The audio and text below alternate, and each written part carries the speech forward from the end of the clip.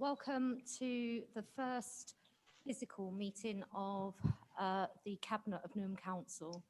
And we're meeting today on Tuesday, the 11th of May. And I wanted to thank members of the public for watching and also to welcome officers and members of the Cabinet who aren't able to be with us physically. The meeting is being live streamed on YouTube and just to advise, in the interests of updating everyone on the COVID-19 measures that we've put in place to protect and safeguard the health and well-being of our Cabinet members and officers. We've minimised travel and maintained social distancing, and that's the reason why most officers are joining this evening's meeting via Zoom. Those members that are unable to join the meeting in person are also able to join remotely. However, members of Cabinet that are joining us remotely will not be able to vote, and their attendance won't be officially recorded, although their virtual attendance will be noted in the minutes. With regards to meeting etiquette, please can I ask that you indicate if you wish to speak by raising your virtual hand using the hand raising functionality on the Zoom dashboard. We've closed the chat function on the Zoom, so I won't be able to see if you've got a particular question or if you'd like to ask a question, hence me asking if you could raise the hand symbol. So can I also ask that everyone physically present continue to wear your face masks until you are invited to speak, and after you have finished speaking, would you please cover your face? Please also be mindful of social distancing requirements during and after the meeting, and also note the scan requirements across the building. And also, can I remind everyone to introduce themselves when they're speaking to any particular Cabinet paper, that's both officers and Cabinet members or members of the executive. Before I commence with the agenda, I just wanted to advise that I'm going to be making some changes to the order of the agenda paper. So where you've got agenda items currently denoted as 5, 6, 7, 8, 9, I'm going to be changing those as follows. So agenda item 5 remains as 5. Agenda item 9 becomes agenda item 6. Agenda item 8 in the agenda pack becomes agenda item 7. Agenda item 7 in the, agenda item 6 in the agenda pack becomes agenda item 8. And agenda item 7 in the agenda pack becomes new agenda item 9. Joy, have you noted that? Yes, Chair, I have. Yes, thank you. Thank you very much. And for the benefit of members of the public who are watching, Joy is the clerk to this committee. So we're going to now commence. Can I take apologies for absence, Joy, as per received? Yes, Chair, I've received apologies from Councillor Nilofer Jahan and Easter, Councillor Carleen Leparkway, Councillor Muzibar Rahman and Councillor Nekiwala. Brilliant, thank you very much. Colleagues in the room, if you could raise your hands, are there any other apologies that anyone has received? Nope, okay, right. So now we're going to be going to agenda item 2, and that's declarations of interest covering pages 7 and 8 of the agenda pack. And for the benefit of members of the public who may not have an agenda pack in front of them, the declarations of interest is in line with the Members' Code of Conduct.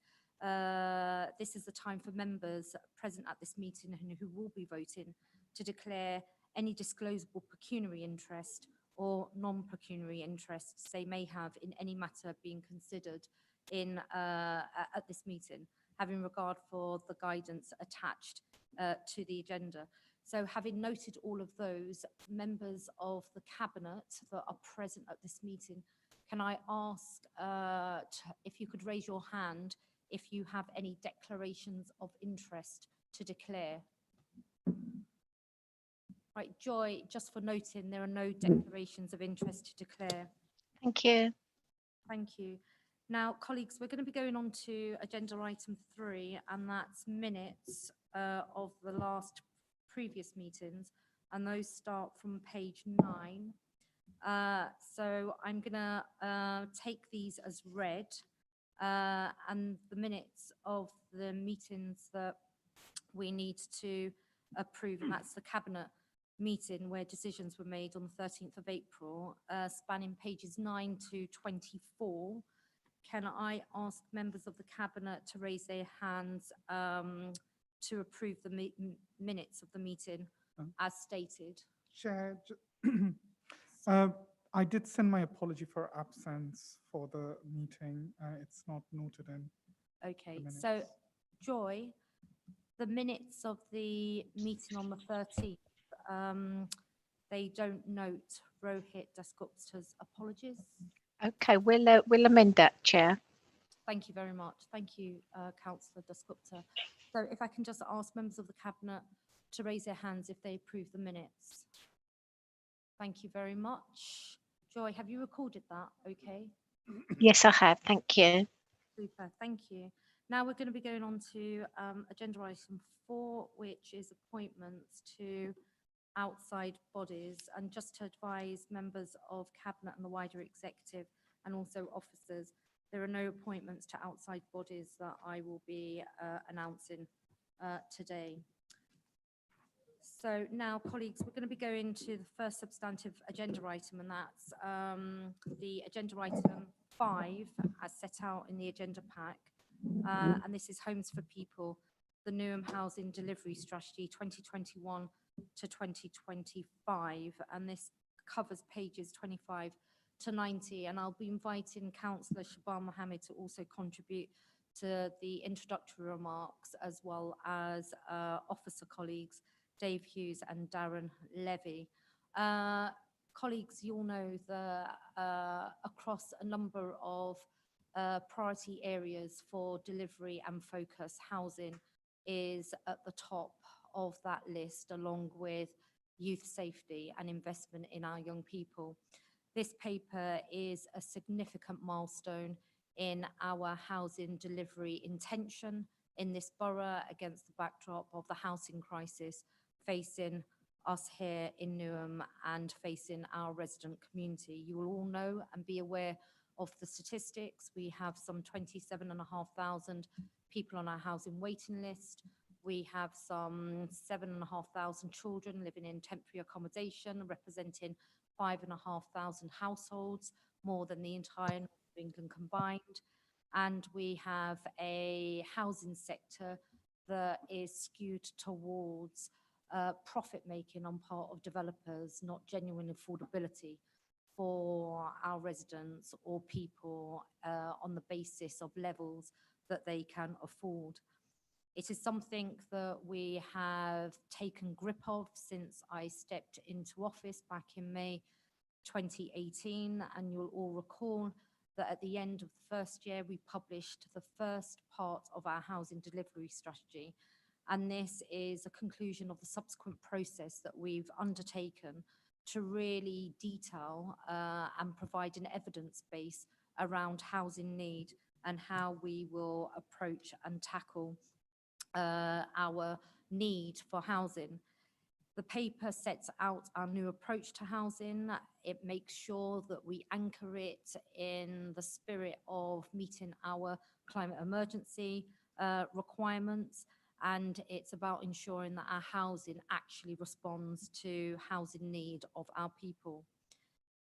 It ensures that we have an action plan that combines us becoming a giant of housing delivery through our housing company, Popular Living, as well as ensuring that we continue to make the investments in buying as well as building homes. And it's about protecting our residents who occupy the private rented sector. We have the private landlord licensing scheme, but we know, notwithstanding that, there is still the issue of rogue landlords that exploit residents living in the private rented sector through hiking up rents or ensuring or exposing them to the insecurity of housing. and also trying to cram in lots of people into small houses.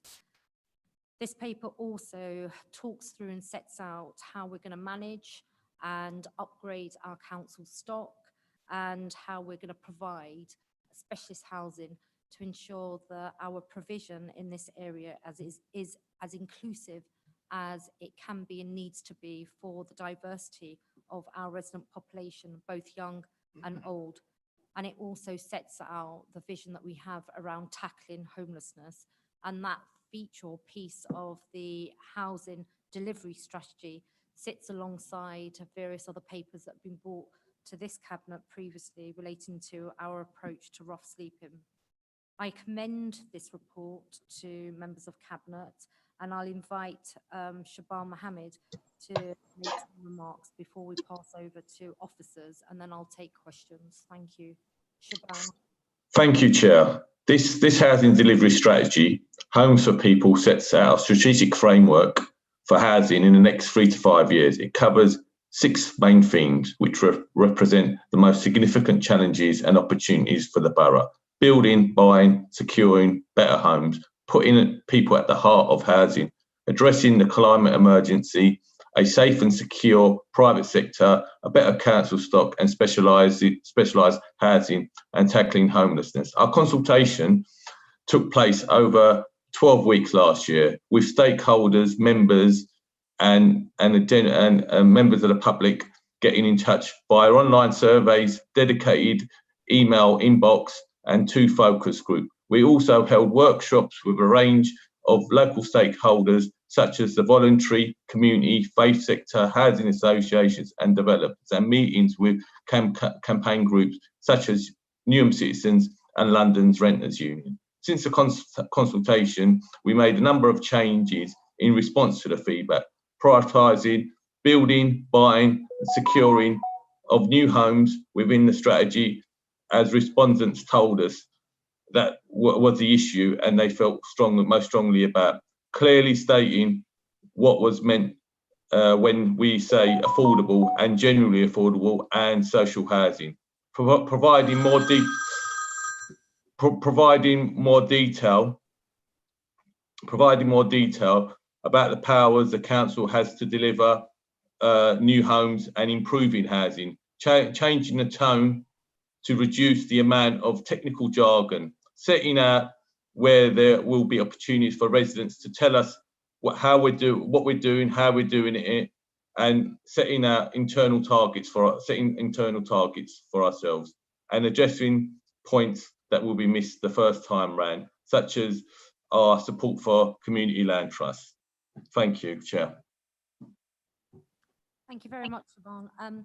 Can I invite either Darren Levy or Dave Hughes to make some additional remarks? If I go first, Mayor, it's David Hughes. I'm the Corporate Director for Housing, Inclusive Economy. That excellent presentation there by yourself and Councillor Shaban, and you covered all the key points. One thing I would say, though, is we are investing heavily in existing stock. We've got £150 million actually identified for investment in the existing stock. We're obviously taking safety, particularly fire safety, particularly seriously, and obviously way ahead of the outcomes from the Grenfell reports that are coming through, making sure we make that investment in the safety of our housing stock. I'll just hand over quickly to Darren Levy, who's Director of Housing. Thanks, David. Darren Levy, Director of Housing. Nothing more really to add, just to endorse the comments that were made earlier, and just to join the dots on the comments Dave just made at 4.8 of the report, which highlights the interdependency with the HRA business plan, which again is subject to sort of future investment requirements on building safety. So it's just to highlight that risk, but nothing more to act. Thank you very much. And also, in recognition of all the hard work that the other 2 officers that are joining us for this agenda item, Emma and Bobby, is there anything that you would like to add? And if you just introduce yourselves and your roles on this piece. Thank you. Thank you, Mayor. Hello, I'm Bobby Arthur. I'm Head of Housing Strategy and Partnerships, working with Emma Brunskin-Powell on the on the development of the strategy. I think is really exciting. Being able to bring this all together into one document. There's lots of activity captured in the action plan, which is shown at Appendix 3. A real breadth of activity as well from the scale of our house building plans through the Affordable Homes for Newham programme, where we've already started on, I think, more than 460 homes in that programme, to the ballot activity and our regeneration schemes that will be coming forward this year, to the development of our homelessness and rough sleeping strategy, which will be published at the end of this year, which will really detail more of the actions in response to some of the challenges that you set out in your opening remarks around supporting people experiencing homelessness or at the risk of homelessness. So it's a really broad range of activities, but lots of opportunities for improvement, taking things forward and improving the chances for our residents. Thank you. Thank you very much. Emma, is there anything you'd like to add? No, I think that's been really well introduced now. Thank you very much. All right. Can I just formally note our appreciation and thanks for all your hard work on this? Thank you, Emma. Right. So, colleagues, I'm going to just open up to any questions from members of Cabinet or the Executive. I have a question from Councillor Sarah Roos, and then I'll take Councillor Terry Paul, and then Councillor Zulfikar Ali. Thank you, Chair. Councillor Sarah Ruiz. I really welcome this report. It's representing south of the A13. Housing has always been a significant issue. But one of the big issues that is always raised with me is the level of overcrowding. And I just wondered how we were going to be tackling the need for larger family homes. So I know that developers quite like doing 1 and 2 bedrooms, and I just wondered how we were going to tackle the real need for larger family homes. Thank you. Thank you very much, Sarah. I'll say some remarks and then I'll pass over to Dave Hughes, because in part the answer lies in planning policy, and the other part is the efficacy through which our planning officers really push developers who try to circumvent our requirements around housing needs through the claims around viability. But Dave, if you want to elaborate on where this features in this housing delivery strategy. Yes, so thank you, Mayor, and thank you, Councillor Rose, for the question. Yes, as the Mayor says, primarily the private provision of housing is the main provider for the borough, and we control that through planning and also through private sector licensing regulation. In the planning side, what we do is we have policies to actually ensure we maximise the amount of family, larger 3-bedroom accommodation. And our planners work really hard in negotiating with developers to make sure that they're providing their policy compliant level of affordable housing and also larger unit 3-bedroom family housing. And we're very successful with that. We also, in provision of housing through either Popular Homes or also the Council's Direct Development Programme, we prioritise the amount of affordable housing, family housing that we include in schemes to get a good mix in our schemes. And then, of course, we've also got our existing stock where we're always looking for opportunities to actually increase the number of family units. So, for example, in the private stock, we've got the older Victorian and Edwardian properties. We're currently looking at ways of retrofitting improvements, which include loft conversions, which give the chance to actually increase the number of beds in those properties, or give the opportunity to actually relocate people out of larger units into flats, so we can actually take advantage of their the family units. I don't know if Bobby particularly wanted to outline where we've actually covered this in the report, just so members can read that in more detail.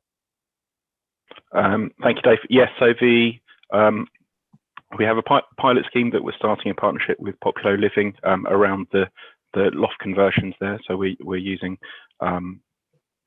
initiating a pilot in our own stock to increase the size of some of our homes there, and understand where the opportunities are to also bring around energy efficiency improvements to older stock, which is often hard to improve. We're also looking at building some large family homes in our Affordable Homes for Newham programme, as well as our regeneration schemes, which I know is particularly close to home for you, Councillor Ruiz. And what we're also doing is we're making sure that in our forthcoming review of the allocations policy, which will be brought back to Cabinet later in the year, we're also looking to ensure that overcrowding is rightfully recognised as a priority for housing and rehousing in the allocation of social housing. Thanks. Thank you very much. Sarah, is that okay? That's fine, thank you. Thank you very much. Councillor Terry Paul. Thank you, Mayor.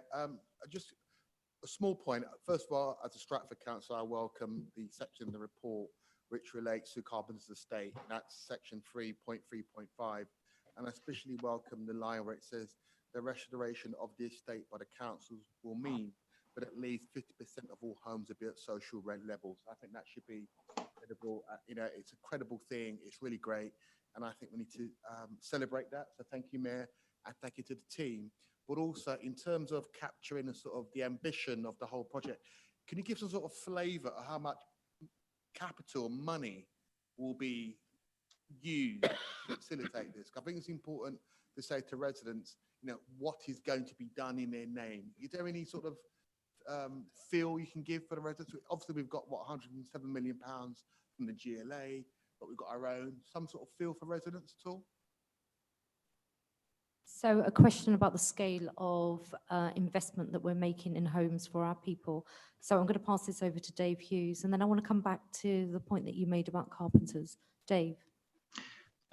Thank you, Councillor Port, for that question. So yes, the scale of investment is in excess of 700 million for all of our investments into the Carpenters estate, but obviously that's over many years. The first phase, I believe, I'm just checking figures, I think it's 170 million for the first phase. So we're talking significant capital investment going into the Carpenters estate. And those sort of figures, some people would question what you get for that, but in the first phase where we're refurbishing a couple of the tower blocks and putting some new units through, 170 million is the cost and the value going into that. So a significant commitment of this authority's resources going into the Carpenters estate.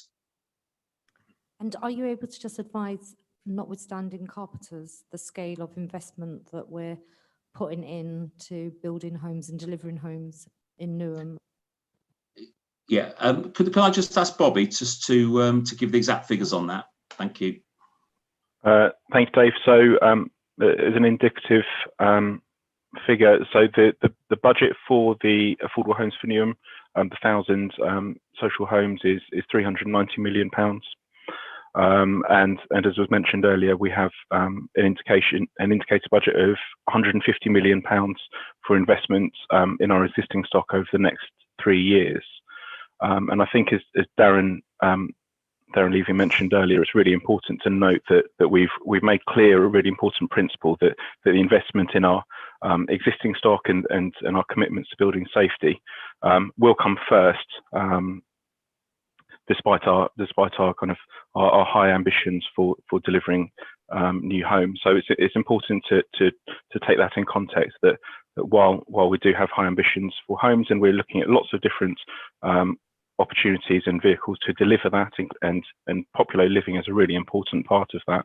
And there's hundreds of £1 million worth of pipeline activity there, in addition to what I've just mentioned. So across the board, it's a significant amount of money. I think, Councillor Paul, your question is very good, and perhaps we haven't made that really clear in the strategy. So as part of our communications plan, we can add that in, and perhaps use that to demonstrate that. I think that's a really valuable point. Thank you. Thank you very much. And just by way of a crude calculation based on the figures that you've heard, we're looking in excess of £1 billion in the aggregate. We are investing in homes for our people, and that excludes the allocation of monies to the Custom House regeneration, which is also significant, and also the impending Canning Town. And there's a huge amount of ambition and opportunity for us to continue building, but obviously doing it in a prudent and sensible way. On the point of Carpenter's Estate, I actually really want to use this opportunity to invite Darren to help offset the ongoing claim in the social media ether that the Carpenter's Estate is being left empty, despite the fact that we have many people on our housing waiting list, and that is simply not true. So Darren, if we can once and for all rebut that at this formal meeting of Cabinet, can you advise, notwithstanding the high rises which we are dealing with, and we're looking at refurbishing at least one, the James Riley Point, and a paper came to Cabinet, but what actually is the position with regards to the properties, the low rises on the Carpenter's Estate? All of the low-rise properties that have become vacant are being used to house temporary accommodation, being used as temporary accommodation to house homeless families. The only properties that aren't being utilised there are the tower blocks, which we know are subject to the master planning and redevelopment. But all other properties are being used. Thank you very much. Right, and then there was a question from Councillor Zulfikar Ali. Thank you, Chair. Councillor Zulfikar Ali, Cabinet Lead for Health and Adult Social Care. Can I also join my colleagues in welcoming this report? And clearly, strong links been made with respect to the climate change, links with the homelessness and rough sleeping. And it's good to hear that despite the current difficult financial situations caused by the government, we are heavily investing into our housing stock. So thank you very much for that. My question really relates back to in terms of the impact of the whole strategy on the climate change commitment that we've made, and how are we going to quantify that in terms of the 4-year plan that we have here? Thank you. Thank you very much, Zulfikar. Again, I'm going to be inviting Dave Hughes. Before, Dave, you speak, perhaps just by way of context for the benefit of other Cabinet members, but also Councillor Zulfikar Ali and members of the public watching, homes, the houses that have already been built and households contribute some 25% of carbon emissions in our borough. Us dealing with it will go a significant way in meeting our climate emergency declaration, and our approach to house building very much is anchored with that in mind through the approach around materials that we use and also the design principles that we adopt. But Dave, over to you. Thank you, Mayor, and thank you, Councillor Zulfikar, for that question. So there's two parts to this. One is new build. So obviously we need to build new homes, particularly to address our affordability issues. And what we make sure is that the standards we built to minimise the carbon intake for actual construction. And we build to a system called the passive house system, which actually measures the amount of carbon that not only the construction it takes, but the actual use and operation of the building afterwards. So things like heating and insulation are taken into account. So we actually put very high standards for our own new build. We obviously control private development through our building regulations and national regulations and make sure that those standards are adhered to.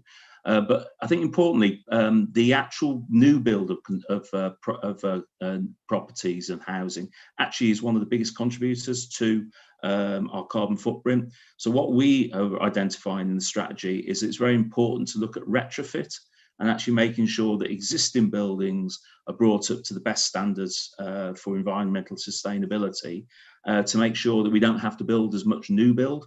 The worst thing we could have is just concentrating on new build and leaving our existing stock poorly insulated with poor heating, when that's probably the area we can make the biggest impact onto our overall carbon footprint, in actually making sure we retrofit those properties so they don't add to our carbon footprint. Thank you. Thank you very much, Dave. Is that okay? That's fine. That's fine. Thank you. Thank you very much. And colleagues, can I just remind you, if you're not speaking, could you make sure that you've got your mask on? And when you are speaking, speak close to the camera, not camera, the mic. Okay, great. Thank you very much. So now we're going to be jumping on to the recommendations, and I'm going to be calling out the names of Cabinet members present at this meeting. So can I draw everyone's attention to the recommendations as set out on big page number 25, going on to big page number 26. And I'm going to read them for the benefit of members of the public who may not have the Cabinet paper in front of them. So recommendations: for the reasons set out in the report, Cabinet is recommended to 2.1.1, agree the Housing Delivery Strategy Appendix 1 and its associated action plan, Appendix 3. 2.1.2, delegate authority to the Director of Housing in consultation with the Mayor and the Cabinet Member for Housing Services to approve any minor legal and technical changes required prior to publication. And 2.1.3, approve the annual updating of the Housing Delivery Action Plan as part of the Council's service planning process, requiring each updated version to be published online alongside the Housing Delivery Strategy. 2.2, further, Cabinet is asked to note 2.2.1, the results of the 12-week consultation set out in the consultation report, which is Appendix 2. So I'm going to be asking the following Cabinet members to advise if they agree. Councillor Charlene McLean. Agreed, Chair. Councillor Zulfikar Ali. Agreed, Chair. Councillor James Beckles. Agreed, Chair. Councillor Terry Paul. Agreed, Chair. Councillor Sarah Ruiz. Agreed, Chair. Councillor James Assa. Agreed. And Mayor Roxana Fiaz agrees. Thank you very much. Now we're going to be jumping on to the next agenda item, and kindly note that I've changed the order of the agenda items. So we're now going to be going to what was agenda item 9 but is now agenda item 6, the acquisition proposal covering 540. Sorry, let me start again. The acquisition proposal pertaining to 450 to 462 Barking Road. And those, the papers are set out on pages 163 to 170. Can I also advise members of Cabinet that there is exempt appendices, and if you wish to raise any matters about the contents of those exempt papers, I'm going to have to request the exclusion of the press and public. So I am going to be inviting Councillor Shaban Mohammed to introduce this paper, but I'll also be inviting Councillor Terry Paul to contribute, and then we'll open up to officer colleagues. So Councillor Shaban Mohammed. Thank you, Chair. This administration continues to put people at the heart, and putting housing, and also putting housing at the heart of everything we do. I'd just like to point out that when this administration came into power, we had a housing crisis, and it's really good that we're starting to tackle this and work with smaller developers in the borough. And I'd just like to thank Councillor Paul that we put an acquisitions team together to give us the power to buy more housing in the borough and keep our residents in borough as well. But I'm just going to hand over to, and it's also about tackling the housing crisis. So I'm just going to hand over to Councillor Paul. Thank you, Chair. Thank you, Councillor Mohammed. All I want to say on this one is to the residents, since obviously Councillor Shabs has been appointed, himself and myself and our officer team have worked closely together to develop a team with a new approach to doing this, and also with the key requirement that we can intervene in the market quickly and swiftly and adequately use our capital to our benefit. And I think there is more to come, and we're developing a pipeline of opportunities which will obviously solve the more negative aspects of the property market in Newham, especially within that temporary accommodation space. But I can assure the Mayor and Cabinet and to residents watching, but officers behind the scenes and myself working with Shabs have put together this new approach to doing things, and I think we will see some good things coming from it in the future. Thank you, Chair. Thank you very much.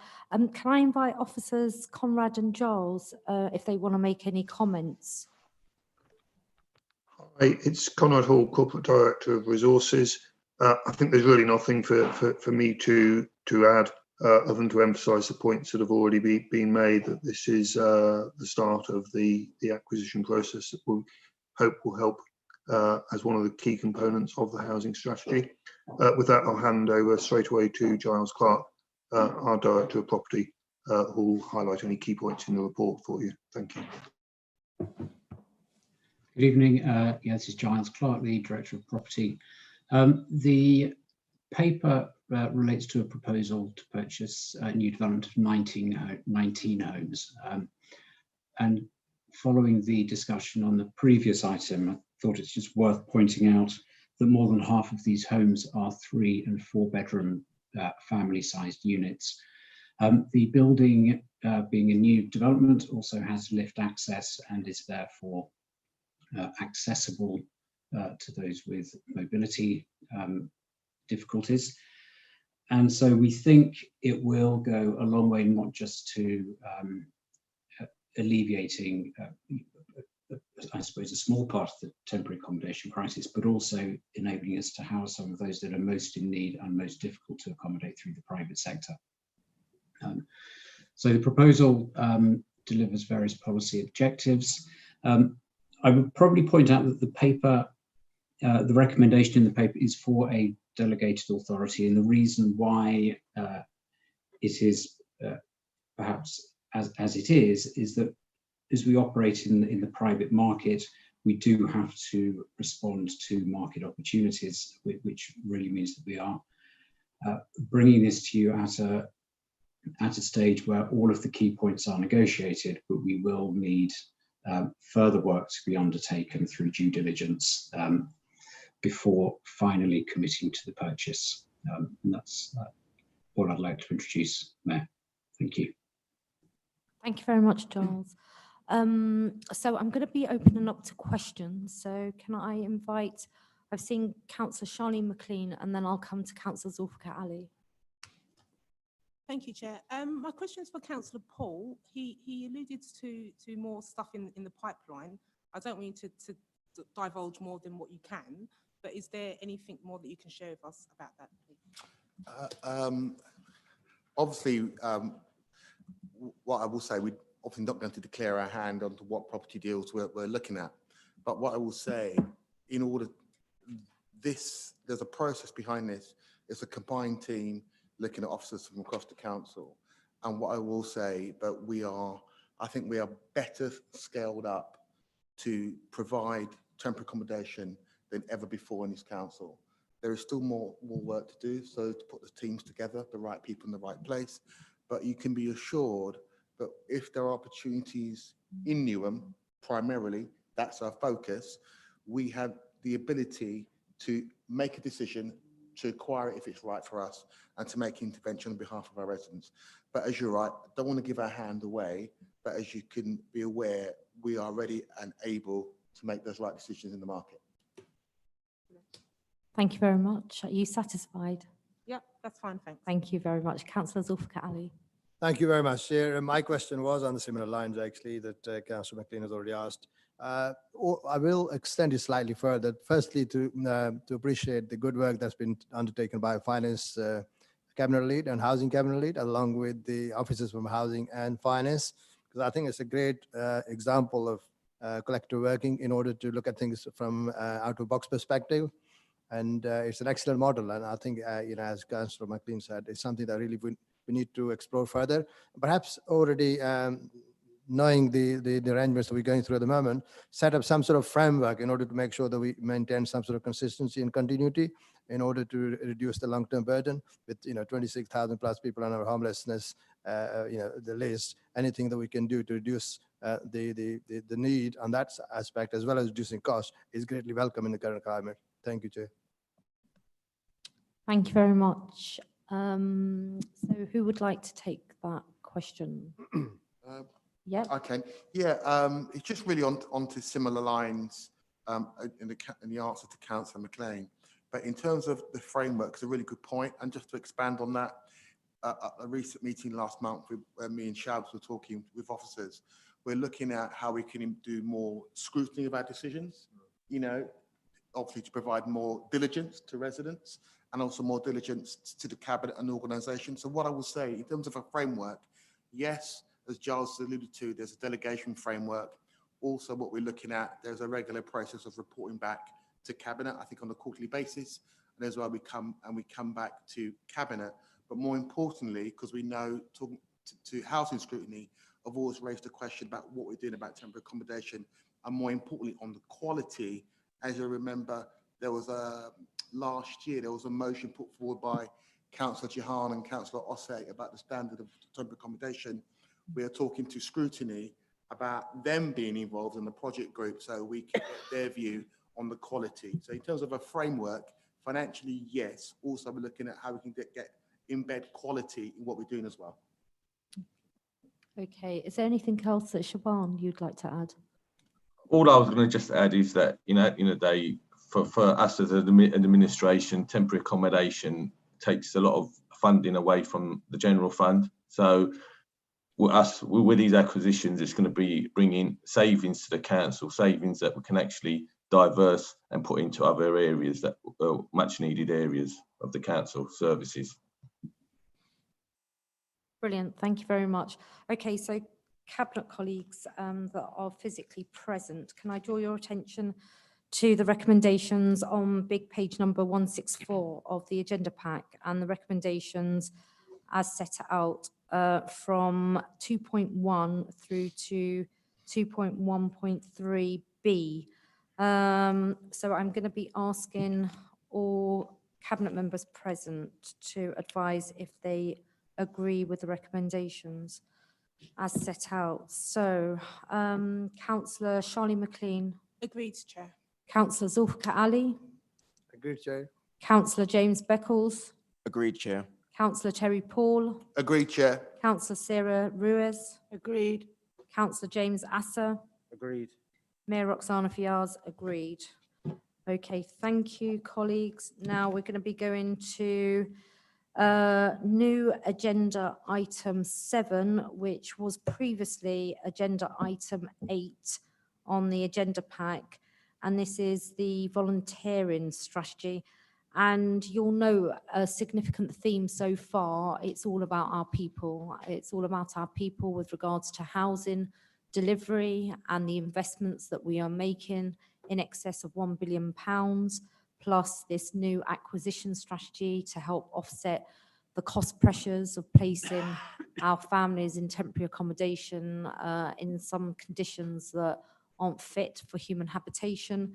But now we move on to the volunteering strategy, how we come together and build as a community. And this is a key feature of our social integration strategy as well. So I'm going to be inviting Councillor Rohit Dasgupta to introduce this paper. And then if there are any further comments from Councillor Charlie McLean, for you to be invited as well. Over to you. Thank you very much, Chair.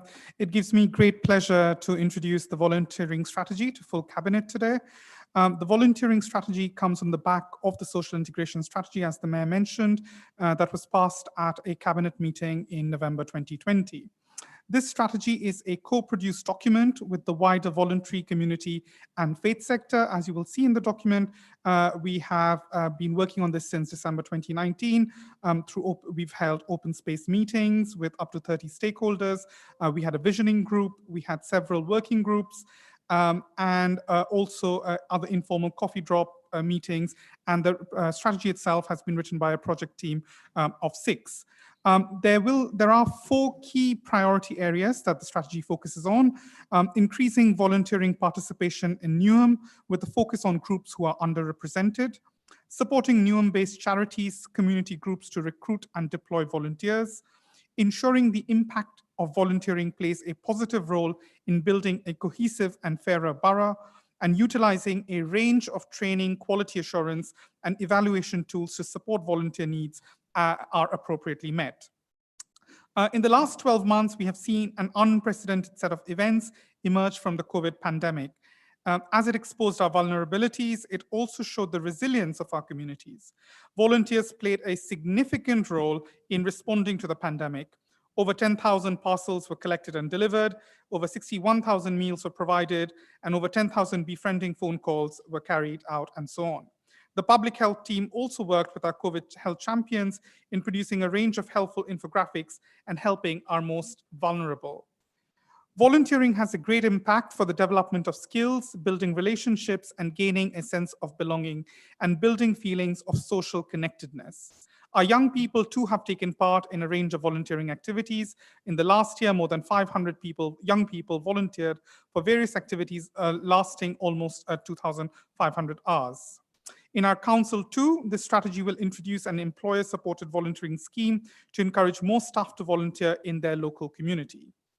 The strategy is rooted within other existing strategies, including the social integration strategy that we mentioned, but also 50 steps to a healthier Newham, community well-building strategy towards a better Newham, COVID-19 recovery strategy, and others.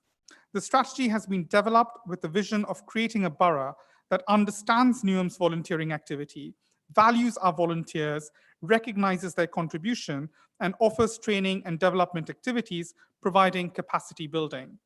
The strategy includes a number of impressive case studies and the volunteer activity currently happening and an action plan.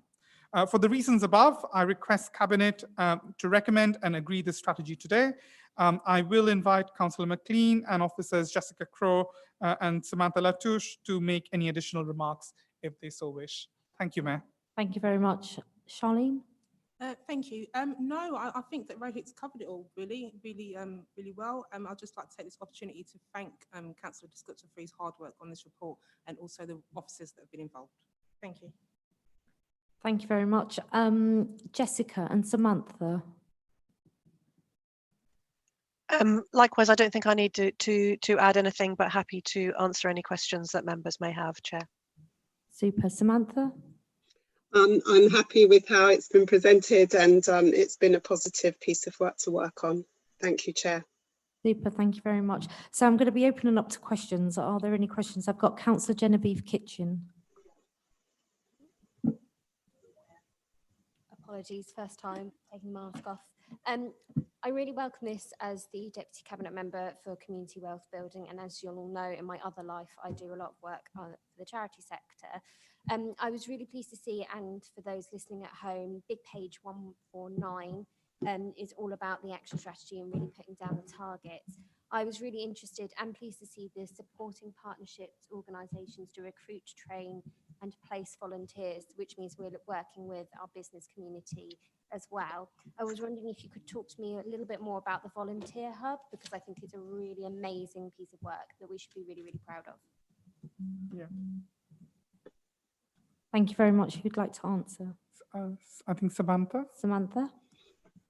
Okay, thank you, Councillor Kitchen. So with the Volunteer Hub, it is about making sure that there's some coordination across the borough. So this will be a virtual hub as well as a kind of networked physical one where everyone that kind of mobilises, recruits and promotes volunteering can come together in a network to share best practice and to also share insights in how volunteering can be made more rewarding across the borough. So every volunteer, no matter where they volunteer in Newham, will be having a quality journey and a quality experience, more importantly. Thank you very much. Is that okay, Genevieve? Yep. All right. Any other questions? Councillor Zulfikar Ali. Thank you, Chair. It's not really a question, it's a comment. I think, can I congratulate Councillor Rohit Dasgupta and officers for coming up with this excellent strategy which builds upon the excellent partnership that we've developed with our community sector, faith sector, voluntary sector. And not only that, but also taking into account the various strategies, you know, our 50 steps, the work that have been undertaken by community health champions, and the social integration strategy. So it's a great combination of everything being put together. And you know, it's a great success work that you've undertaken, and I wish you all the best. Thank you, officers, for excellent work there. Thank you. Thank you very much. Thank you. Yeah. Right. So I can't see any other questions wanting to be asked on this paper. So I'm going to just draw members' attentions to the recommendations on big page number 116. So recommendations 2.1, for the reasons set out in the report and its appendices, Cabinet is recommended to agree 2.1.1, the volunteering strategy and approach, which is underpinned through the social integration strategy recently approved in the November 2020 Cabinet. So I'm going to be going round to Cabinet members. Can I start with Councillor James Asser? Agreed. Councillor Sarah Rose? Agreed. Councillor Terry Paul? Agreed. Councillor James Beckles? Agreed. Councillor Zulfikar Ali? Agreed, Chair. Councillor Charlene McLean? Agreed, Chair. And Mayor Roxana Fiaz agrees. Thank you very much. Right, now we're going to be going on to the next agenda item, which was designated previously as agenda item 6 on the agenda pack, but is now agenda item 8. And this is the Environment and Sustainable Transport 5-year Vehicle Replacement Programme Award. And I'll be inviting Councillor James Asser to introduce with relevant officers. And can I formally commend you and the team for this significant contribution to our climate emergency response. Over to you. Thank you, Mayor. Yeah, so on the face of it, this report looks like a fairly technical report, but it is, as you highlighted, quite an important one in terms of what we want to achieve in regards to tackling the climate emergency and meeting our targets on air quality. It meets a number of requirements. Firstly, that we are at a point where we need to renew a lot of our fleet. Secondly, we need to start meeting our targets in terms of our own fleet in regards to our air quality targets, but also in terms of meeting the ultra low emission zone legislation, which it reaches the borough and spreads across London on the 25th of October this year, to make sure that all our vehicles are compliant with that legislation too. As the report lays out, we've reviewed and identified the greenest possible vehicles, which include a number of zero emissions, hybrids, and Euro 6 engine technology, whilst ensuring they're fully fit for purpose and fully compliant in terms of meeting the ULEZ requirements, but also the requirements we need as a council in terms of delivering vehicles. We will be doing further work over the coming years to expand that. We are restricted in a number of ways at the moment in regards some of our vehicles, a number of specialist vehicles, yet the technology has not reached a point where we're able to move to fully green, but where that is the case, we are moving to the cleanest vehicles we can, and this obviously comes on the back of work we've already done in terms of moving from diesel to gas to liquid fuel earlier in the year. What the report asks is for a direct award to lease up to 210 replacement vehicles, with that mix of hybrid, electric and Euro 6. And as we move forward over future demands, we'll be reaching out to try and achieve greener vehicles. I can confirm that our ambition, and we are on target, and we are assured that we will be able to meet our 2030 target on our carbon emissions, which is also what we are agreeing with City Hall in regards waste vehicles as part of our waste strategy that gets signed off by the Greater London Authority. I should also say, in addition to this, in terms of ensuring we are meeting as many standards as we can, we are doing training for drivers of vehicles to make sure they understand the requirements around reducing, stopping engine idling and driving in the best way possible to reduce emissions. And we're also looking at where we can reduce vehicle usage, so moving to cargo bikes and moving to other vehicles where possible, so that we're doing a wider review than just the vehicles. But obviously this report relates particularly to the vehicle renewal fleet, and there will be further renewals within the lifespan of the Air Quality Action Plan, which will help meet these requirements. So this takes us a big step forward. There's more to do, but we'll be doing that over the next few years. And just before I finish, I do have to point out an amendment that has been spotted. There is an error in the report. It doesn't change the substantive report, but I should just point it out.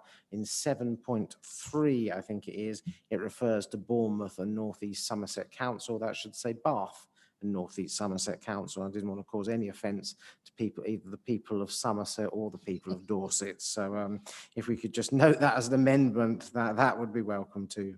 I've got officers on the call. I've got Dave Adams, who's the fleet manager, and Bo Stanford Francis, who's the who is the director of Public Realm.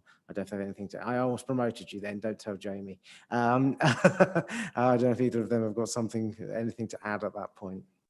Thank you very much. Thank you, Councillor Asser. Bo Stanford Francis, officer. That was really comprehensive, covered all of the key points, and it puts us on a really good stead to hit our air quality targets and full electrification by 2030. So everything was covered there. Okay, super. Dave, would you like to add anything? No, I think everything's been covered by Councillor Esser, yeah, quite constructively. Thank you. Thank you very much. And can I also thank you and the rest of the team for the efforts that you've put into this, and Bo, you as well. And Joy, I trust that you picked up on that correction on 7.3, where it says Bournemouth needs to be replaced by Bath. Yes, Chair, I did. Yeah. Can we note James Asser's apology to the people of Bath and Bournemouth? Okay. Okay, right. Are there any questions, colleagues? I've got Councillor Terry Paul and then Councillor Sarah Ruiz. Thank you, Chair. It was going to be a question, but in James's comprehensive introduction to his report, he's really answered it. But I thought it's worth emphasising. My question was, what have we got to do next? You know, and what do we do next? And I think you gave the figure of 2 years in your answer. So I welcome that. And really, I think that needs to be sort of amplified, that level of ambition. So really, it was still well done to James and the officers for that sort of ambition in what we try to do with the fleet. So really well done. Was there a question in there? No, he's already answered it. Right. I just thought, he did really well, Okay, fine. Councillor Sarah Ruiz. Thank you, Roxana. I mean, obviously, I welcome this report. Children's Services use the fleet for taking our children to school in many cases. But I'm actually equally interested in how, when will we be moving to electric vehicles so that we no longer have dust carts that are polluting our streets. So when will we see things like electric dust carts on our streets?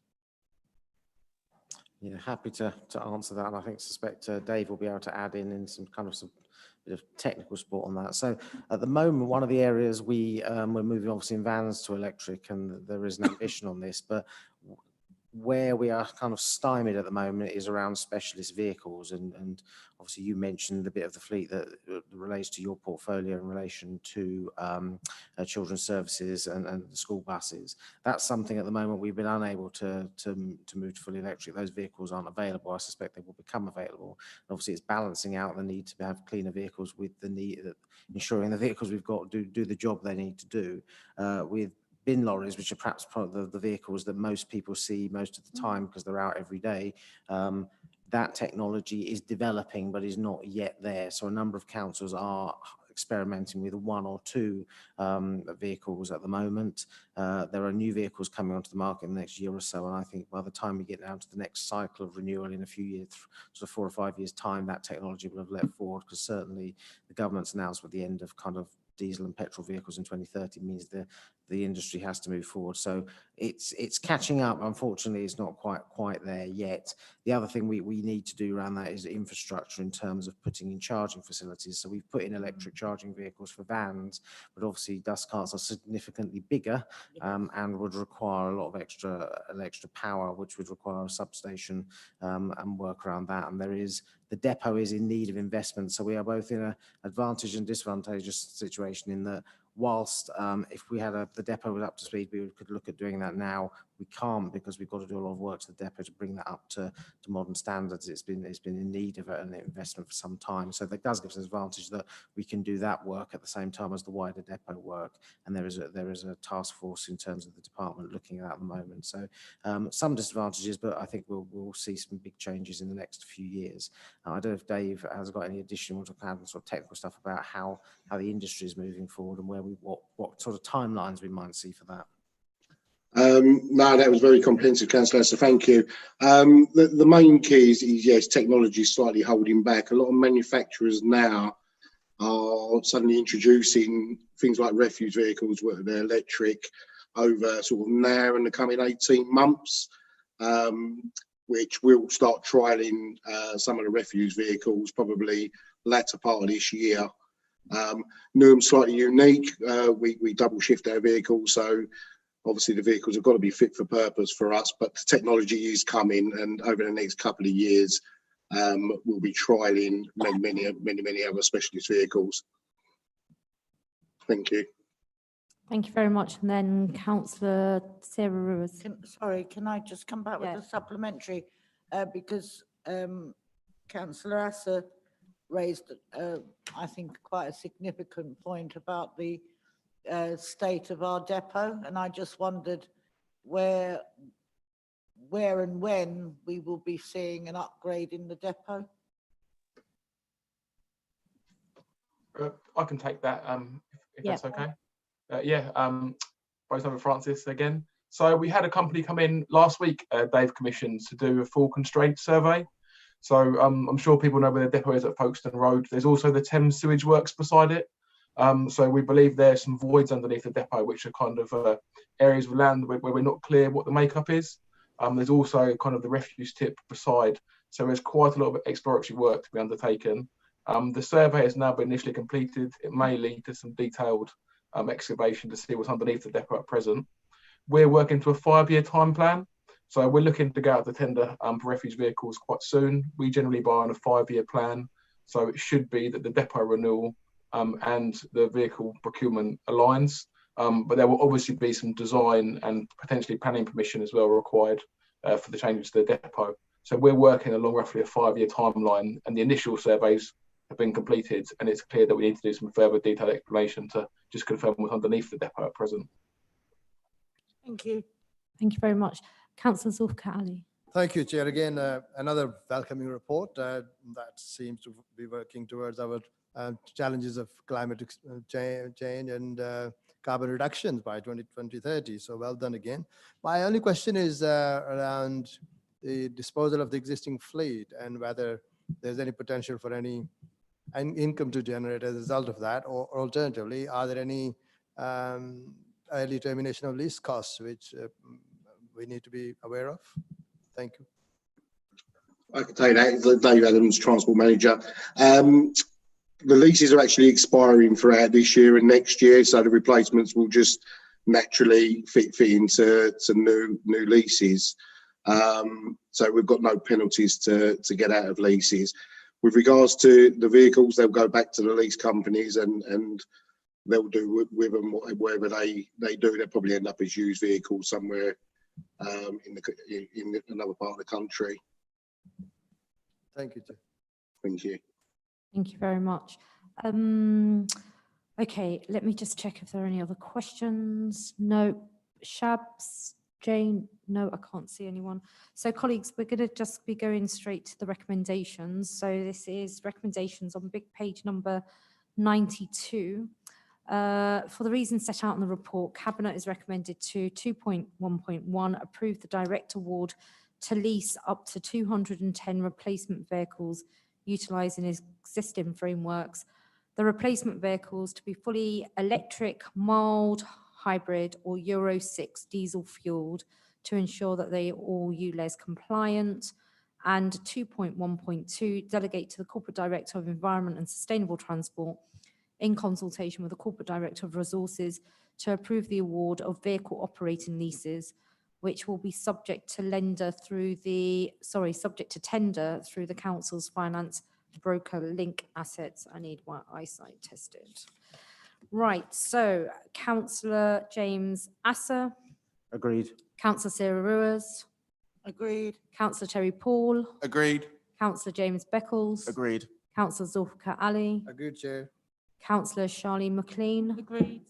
Mayor Roxana Fiaz agrees. Right, thank you very much, officers, and thank you very much, James Asser. We're now going to be moving on to the next agenda item, and this is another significant piece that will contribute to our climate emergency declaration, and this is the final cabinet paper for this evening. So this is agenda item previously known as 7 and now agenda item 9, public sector decarbonisation scheme. So over to you, Councillor Terry Paul. Thank you, Chair. Obviously, as the council, we adopted the climate emergency motion, which committed the council to changing the way we operate and to play our role. And just for context, members of the public and the Cabinet may remember 2 months ago, I brought forward a report which made all our energy to be carbon neutral over a period of time. This is another report in that long sort of march to making us a carbon emergency council. Obviously, the council is committed to carbon neutrality by 2030 and carbon zero by 2050. And this report here is obviously, as I said, is another step in that goal in reducing our carbon we use to light, heat and cool Newham Dockside, this very building which we're in today for the first time in a long time. In September last year, the government announced a £1 billion programme of grant funding for the public sector, i.e. councils, for the installation of low carbon technology and other measures to reduce overall energy demand. What we want to do is to put our applications in, which have been done in January, and what we're looking at is LED lighting for the wings of Dockside, solar panels on the roof, ground and water source pumps in and near the dock to the rear of this building. The application has passed the approval stage, and we have been awarded almost £2.7 million to deliver this project. Although the money's been paid in grant, what we need to do is to appoint a specialist company to work up the proposals to bring this thing forward, and if feasible, undertake the works to change the way we do things in this building. So this is asking permission for a framework to go out and also appoint that specialist contractor. Thank you, Chair. Thank you very much, Councillor Terry Paul. So I'm going to be just inviting, are there any officers? Comrade Wassim, actually, you've been very intensely involved in this, so I'm going to invite you to say some remarks as well. Thank you. It's Conrad, would you like me to kick off and then hand over to Wassim? Is that the easiest way of handling it, or bring Wassim straight in? Wassim, would you Sure. like to contribute? Yeah. Thank you. Yeah, Wasim Ishaq. Thank you. Thank you so much, Mayor. Councillor Paul comprehensively covered all the areas of the report. I would like to add a few things that this project will actually set up a baseline for our decarbonization plan. So because in our corporate portfolio, Newham Dockside is the largest building and is the highest energy consuming building as well. So we have the major carbon emissions from this building. So if we're able to deliver this project, this will not only save the carbon savings to the tune of £250,000 per annum, it will also save 440 tons of CO2 per annum. So we are requesting the Cabinet to consider the procurement strategy so that we can participate in the GLA framework, which is actually designed to help local authorities for these kind of projects. Because the delivery in order to deliver these projects, we have strict timelines set by the government. So that's why we want to adopt that procurement strategy. Thank you so much. Thank you very much. Wassim, just for the benefit of Cabinet members, just given the significance of what you've just said, particularly with regards to what this measure will enable us to do to meet our climate emergency targets. And as everyone knows, we've got to get to carbon neutral by 2030, which is 9 years away, and carbon zero by 2050. And there is a renewed ambition on part of the UK government to accelerate the carbon reduction even more so. And no doubt we'll want to be catching up with the US, given President Biden's recent comments. You referenced the way in which this piece will help us reduce our carbon emissions and accelerate decarbonation. By what scale? This is because this building is about 20% of our corporate portfolio. So if we're able to deliver these projects. So this will be, particularly on this building, we will be able to reduce 20% of our corporate emissions. Brilliant, thank you very much. So that's 20% of carbon emissions reduction, subject to this being approved tonight. Thank you very much. Connor, is there anything you'd like to finally add? No, I don't think there's any need, Mayor. The report's been clearly presented, and it sets out, as has been said, a real win-win opportunity, with financial savings, but more importantly, as has been set out, some very substantial reductions to our carbon footprint. Not all the projects are straightforward, I should add, particularly the heat pumps, which is a third of the stream in them.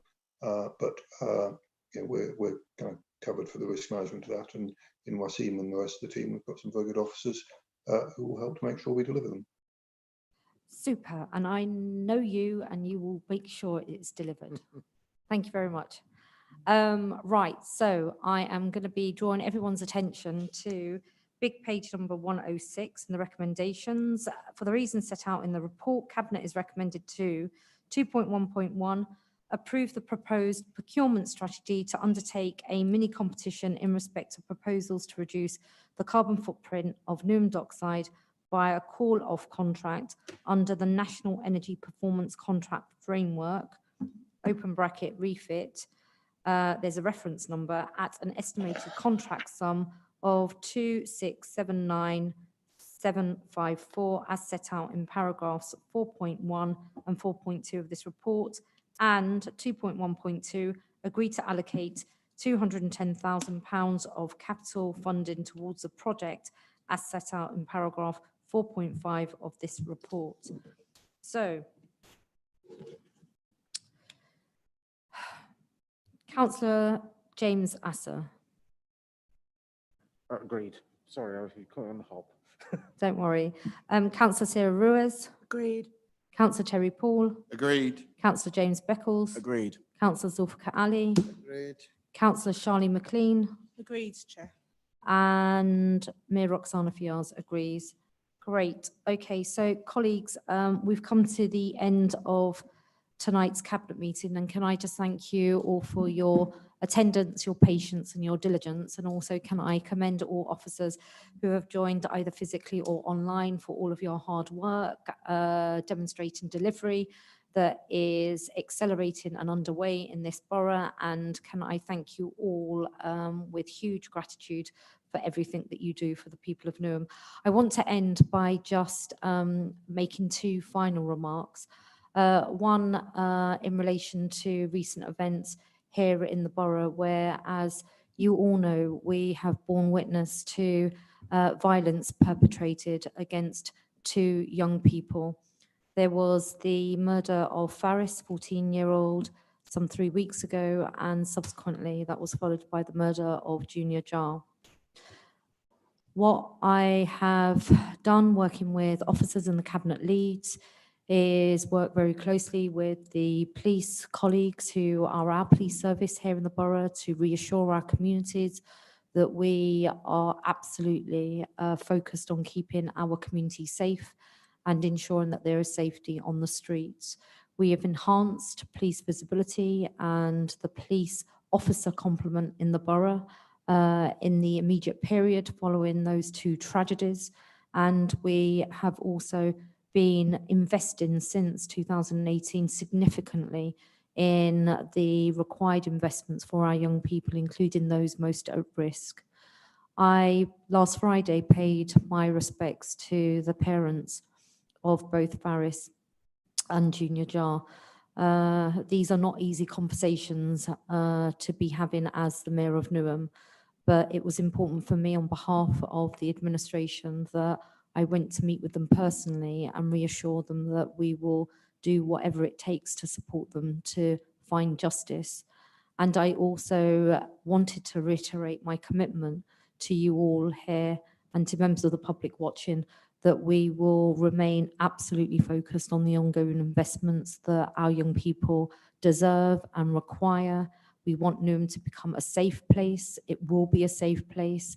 and all of us have a role and responsibility to make Newham the best place for our young people to grow up, where they're not fearful of their safety, of walking down the street, and where they are directed towards positive activities.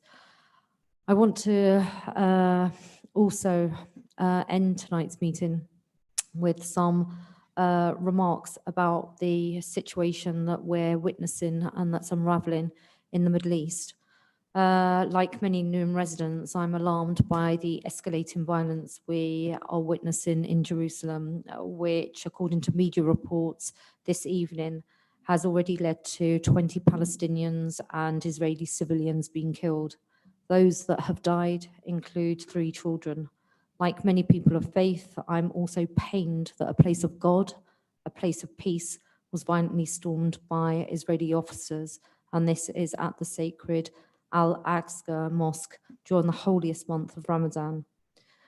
As someone who has always been committed to interfaith dialogue and building bridges and promoting the idea that there's more that binds us and there is more that we can learn from each other, I implore on both sides to de-escalate and for the international community to please step in. I also want to convey my sorrow on behalf of all those residents and councillors here in Newham that feel very pained about what is happening and what is unfolding. And as a mayor who is a member of the Mayors for Peace network, I call that we build a culture and a world of peace, not of violence and not of conflict. The situation amongst the 2 people who have a great tradition and a rich tradition of coexistence is something that we need to be promoting. So on that note, may I wish you all a safe and peaceful evening as many residents today end the month of Ramadan, and let's all pray for peace.